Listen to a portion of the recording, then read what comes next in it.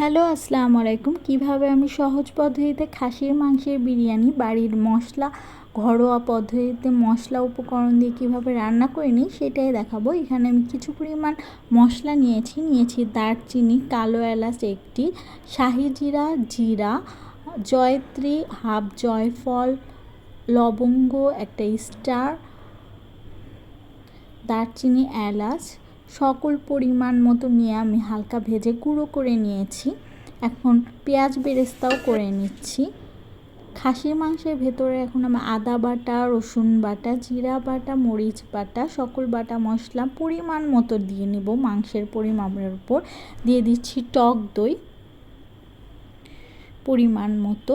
এখন গুঁড়ো করে রাখা বিরিয়ানি মশলা আর পেঁয়াজ বেরেস্তাও দিয়ে নিব। এখন এর ভেতরে ধনিয়া গুঁড়া, শুকনা মরিচের গুঁড়া আর পরিমাণ মতো লবণ দিয়ে ভালোভাবে ম্যারিনেট করে রেখে দেব আধা ঘন্টা। কারো সময় কম থাকলে অল্পক্ষণও রাখতে পারেন, তবে ম্যারিনেট করে রাখলে ভালো হয়। এখন অপর দিকে আমি পোলাওয়ের চাল ভালোভাবে ভিজিয়ে রেখেছিলাম, ভালো করে ধুয়ে পানি ঝরিয়ে নিলাম। একটা কড়াইয়ে কিছু পরিমাণ পেঁয়াজ নিয়ে তাতে ম্যারিনেট করা মাংস দিয়ে ভালোভাবে সেদ্ধ না হওয়া পর্যন্ত রান্না করে নেব। কয়েকটি কাঁচামরিচ দিয়ে দিলাম, স্বাদের ব্যালেন্সের জন্য কিছু পরিমাণ চিনি দিয়ে নিলাম। এখন নেড়ে চেড়ে হালকা অর্ধেক সেদ্ধ না হওয়া পর্যন্ত ভালোভাবে রান্না করে নেব। পোলাওয়ের চালটা আমি আদা বাটা, কিছু মশলা দিয়ে লবণ দিয়ে ভালোভাবে একটু ভেজে মাংসের সাথে ভালো করে অ্যাড করে নিচ্ছি।